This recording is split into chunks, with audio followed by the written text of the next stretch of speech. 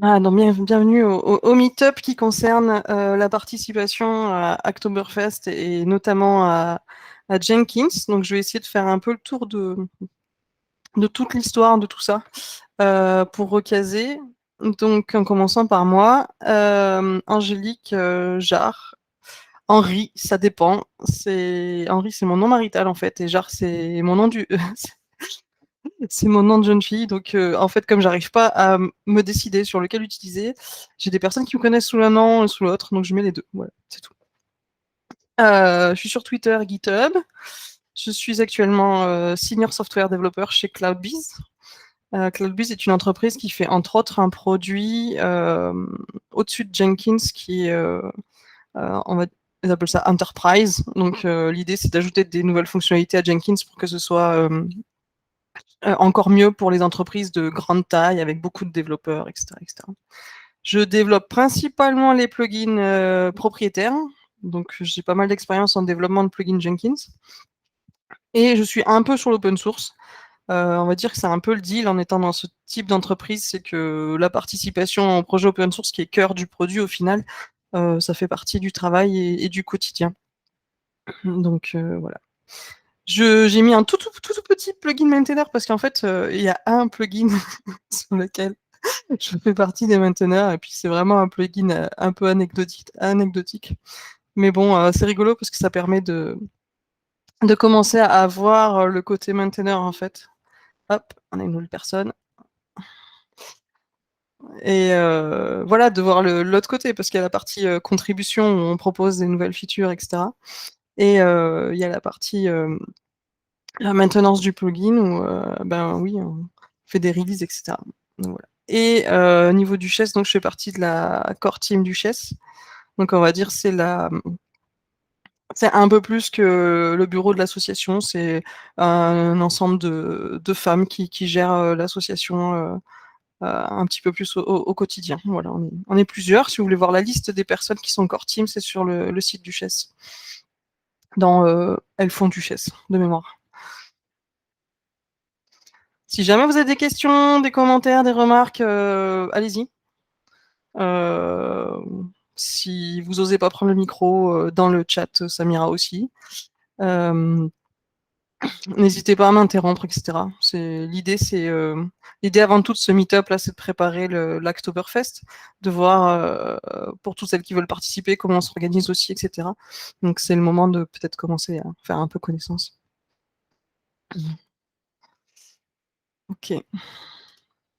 Donc Oktoberfest, c'est quoi? En fait, c'est Digital Ocean qui organise ça depuis plusieurs années maintenant. L'idée, c'était de motiver les personnes parce que dans l'open source, il y a un noyau de personnes qui vivent, qui sont à fond, qui font ça tout le temps, qui peuvent être payées par leur boîte ou adorer faire ça, etc. Et des fois, quand on se dit, tiens, j'ai envie de faire une première contribution, c'est pas évident de rentrer dans les communautés. En plus, chacune est différente. C'est pas évident, on sait pas trop par quel bout le prendre. On a peur de pas faire correctement. On a peur de pas utiliser, je sais pas, le bon média de communication, etc., etc. Et des fois, ça peut freiner vraiment. Digital Ocean, ils se sont dit, on va faire la fête de l'open source. Comme ça, on va rendre la contribution à l'open source, l'entrée dans la contribution à l'open source, un peu plus facile, un peu plus populaire, un peu plus large, un peu plus divers, un peu plus, etc., etc., etc. Donc, tous les ans, il y a ce mois d'octobre. Je ne sais pas pourquoi ils ont choisi octobre, je n'ai pas cherché l'histoire complète. Tous les ans en octobre, c'est Oktoberfest. Tous les projets open source qui veulent participer à Oktoberfest se déclarent comme participants à Oktoberfest, etc. Et donc, principalement, si ça vous intéresse, il y a plein de ressources sur comment faire les premières contributions et tout. C'est plutôt bien fourni. Et donc, pour motiver un peu, pour les personnes qui font des contributions valides, acceptées, etc., reçoivent un t-shirt ou plantent un arbre depuis l'an dernier. Donc vous avez le choix entre, à la fin du Oktoberfest, quand vous avez réussi toutes vos pull requests, vous avez le choix entre commander un t-shirt ou dire, ben non, passer plutôt ça dans la plantation d'un arbre. Donc juste pour pouvoir être éligible au t-shirt ou à l'arbre, il faut s'inscrire sur le site de DigitalOcean. Donc c'est le point de départ euh, pour être reconnu, etc. Et après, normalement, quand une fois que vous êtes inscrite, en fait, quand il y a des pull requests qui sont éligibles, elles vont apparaître elles vont être reliées, je sais pas comment ils font. Elles vont apparaître sur ce site dans votre profil, en fait. Ah, en C'est fait, pas. je peux répondre, Angélique. Quand tu Vas-y. t'inscris, tu dois donner ton compte GitHub ou GitLab. Ah oui. Je me suis inscrite tout récemment, donc c'est pour ça que j'ai vu ça passer. Donc, Ok, ça marche. J'ai pas eu le temps de le faire encore cette année, donc ouais. Donc c'est ça. Et donc c'est sympa parce que en fait, ça permet d'avoir un statut sur les pull requests qui sont acceptés à Oktoberfest. Et je crois que pour avoir le droit à un t-shirt cette année, c'était 4 pull requests acceptés. Parce qu'en fait, ils ont dû faire des règles un peu supplémentaires parce que dans les années passées, là, il y a des personnes qui voulaient juste le t-shirt. Et du coup, qui faisaient des pull requests juste pour, je sais pas, ajouter un espace dans un README, par exemple. Ou des choses comme ça. Et c'est des pull requests qui fatiguent un peu les mainteneurs parce que bah, il y a la review, il y a le merge, etc. Et s'apercevoir que c'est entre guillemets du spam, c'est pas très agréable. Puisque c'était pas l'idée du truc, c'était pas le. Donc, ils ont rajouté des règles en fait pour essayer de modérer ce spam. Mais sinon, une petite contribution compte en fait. C'est juste les contributions t-shirt qui comptent pas. Genre, ça sert à rien. Enfin, ça n'amène absolument rien. Là, ça va pas compter. C'est pas l'esprit. C'est dommage qu'il faille en arriver là, mais voilà. Donc ça, c'est côté DigitalOcean. Et du coup, côté Jenkins, il y a 2 points d'entrée. En fait, très récemment, la communauté de Jenkins a mis en place une nouvelle plateforme de type forum, discussion, qui s'appelle Discourse, sur lequel voilà, il y a tous les points d'entrée principaux et les discussions sur Oktoberfest. Et sinon, de manière un peu plus officielle, il y a la page sur le site jenkins.io qui décrit un peu Oktoberfest. Et donc c'est là où ça va nous intéresser un peu plus. En tout cas, dans ma participation. C'est qu'il y a ce qu'ils appellent des feature projects. Donc c'est des projets qui sont particulièrement préparés pour accueillir des personnes pour Oktoberfest, des nouvelles contributions, etc., etc.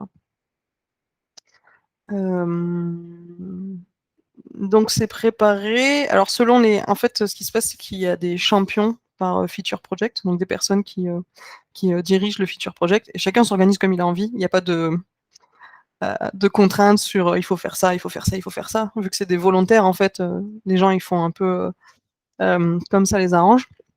Mais souvent, du coup, il y a une liste de tâches Jira, par exemple, qui correspondent à ce qui pourrait être fait par des nouvelles personnes. Euh, donc ça dépend, il y a de tout. Donc le Jenkins website, c'est vraiment contribué au site là sur lequel on est en ce moment. C'est un site à base de ASCII-Doc. Donc c'est tout sur GitHub. Il suffit de faire improve this page. Et puis ça donne en fait exactement la page sur laquelle c'est, sur laquelle on veut changer un texte, etc. Je connais pas tous les sujets, hein. Jenkins Core, c'est vraiment Jenkins, l'application de Jenkins en fait. Ça s'appelle Core parce qu'après il y a plein de plugins autour. Quand on parle de Jenkins Core, c'est vraiment le moteur principal de Jenkins, donc l'application. Et là, il liste en fait, je pense, une liste de Jira newbie friendly, c'est-à-dire qui peuvent être prises par des premiers, des premiers contributeurs. Bon, il y en a pas mal.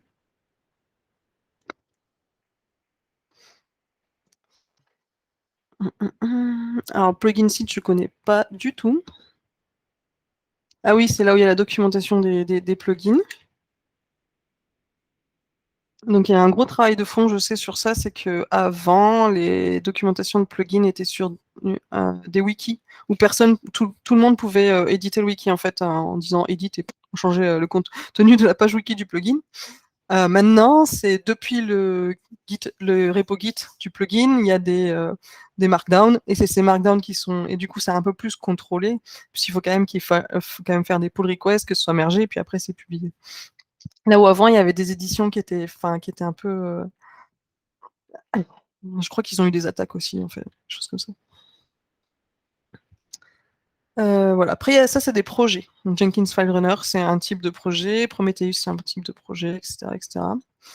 Celui-là, je le connais très bien. La mise à jour de la terminologie, c'est un sujet sur lequel j'ai participé. L'idée, c'est qu'il y a des termes informatiques qui étaient utilisés dans les années 80 qui ne sont pas vraiment adaptés à toutes les cultures. Donc, typiquement, c'est maître-esclave pour quand on a un serveur et puis quelque chose qui est attaché au serveur, maître-esclave, liste blanche, liste noire, etc. Donc ces mots, petit à petit, sont retirés des projets, mais Jenkins, il a 15 ans. Donc au commencement de Jenkins, maître-esclave était quelque chose de très utilisé dans l'informatique. Il y a quelques restes en fait de ça. Donc il y a un projet qui est en cours depuis, voilà, pour mettre à jour la terminologie, que ce soit dans l'interface utilisateur, dans le code, dans la documentation, etc., etc. Donc ça peut être un sujet, si ça vous intéresse. De remplacer master par contrôleur, whitelist, blacklist par accept list, deny list, etc., etc. Il y a plein de ressources. Artwork, ça c'est sympa. C'est les gens qui savent dessiner. Moi, je ne sais pas dessiner. Donc c'est possible de contribuer aussi en fait en faisant voilà, de l'art autour de Jenkins. Moi, je trouve ça très mignon. J'adore. S'il y en a une qui veut faire une duchesse avec Jenkins, je sais pas. Voilà. Donc, chart, plugin documentation. French Translation, donc du coup, c'est moi qui porte ce sujet, personnellement. Je l'ai fait pour pouvoir avoir vraiment des nouvelles contributions, des personnes qui vraiment connaissent ni l'écosystème Jenkins, ni etc. En ayant la langue française, en connaissant bien la langue française, c'est assez facile de traduire de l'anglais en français, de faire ses premières pull requests, etc., etc. Donc l'idée, c'est, j'ai commencé à créer quelques tâches dans un Epic. Donc un Epic Jira, ça regroupe des tâches Jira par thème, en fait. Et donc l'idée, c'est de mettre Jenkins en français, et puis de voir à quelques endroits sur l'interface, là typiquement utilisateur, alors new élément, ça c'est vraiment un peu bizarre je trouve, mais historique des constructions, c'est en français, rename ou this folder is empty, c'est en anglais. Donc ça peut faire partie des contributions de passer ça en français.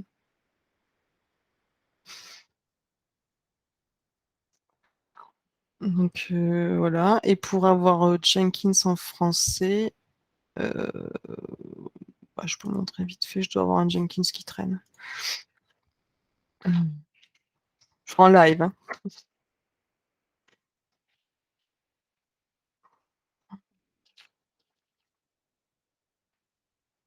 Je lance la dernière version que j'ai localement de Jenkins.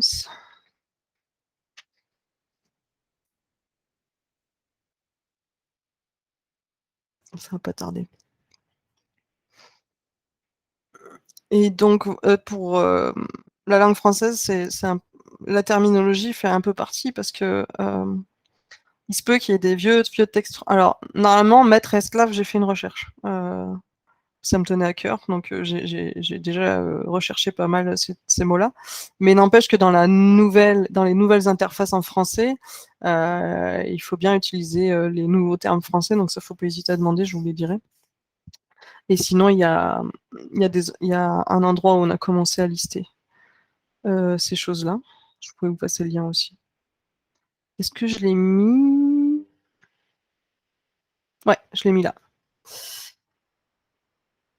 Donc ce lien-là, c'est un JEP Jenkins Enhancement Proposal. C'est des sortes de spécifications chez Jenkins. C'est un process de spécification pour la communauté. Et donc, il y a les fameux mots donc, qui sont plus adaptés en anglais. Donc ça va, tout est facile. Et après, on commençait à avoir les mots dans les autres langues, ce que je trouve pratique pour pouvoir faire des recherches si le mot n'y est ou n'y est plus et le remplacer. Et donc, typiquement en français, je pense que c'est assez évident, mais il ne faut plus utiliser maître, esclave. Ah, tiens, il n'y a pas liste blanche, liste noire, bref. Et il faut bien utiliser agent, contrôleur. Ah non, ça c'est English. Agent, contrôleur en français. Et built-in node, il n'y a pas.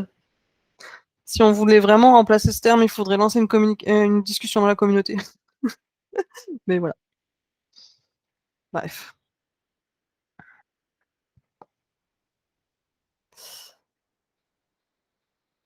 Donc voilà.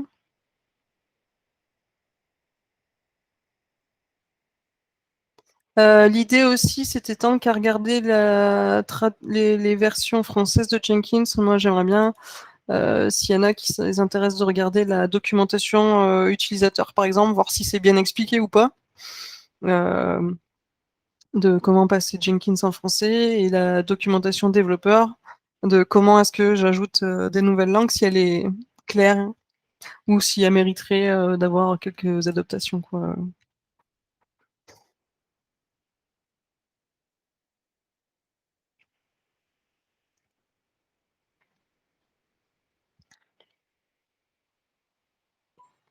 Voilà, donc ça c'est Jenkins, c'est un des derniers que j'avais. Et en fait, pour l'avoir en français, il faut. Moi j'ai un plugin Firefox, mais il faut changer la langue dans le navigateur et recharger. Et normalement, ça passe directement, voilà. Historique des constructions, utilisateur, ça passe en français en fait. Ok. Et le dernier, c'est infrastructure. Donc, si vous voulez vous amuser avec, c'est écrit ici, là, les, les sujets avec du Kubernetes, du Puppet, du Python, plein de YAML, c'est sûrement. Voilà. Il y a aussi un sujet infrastructure avec des tâches newbie friendly aussi.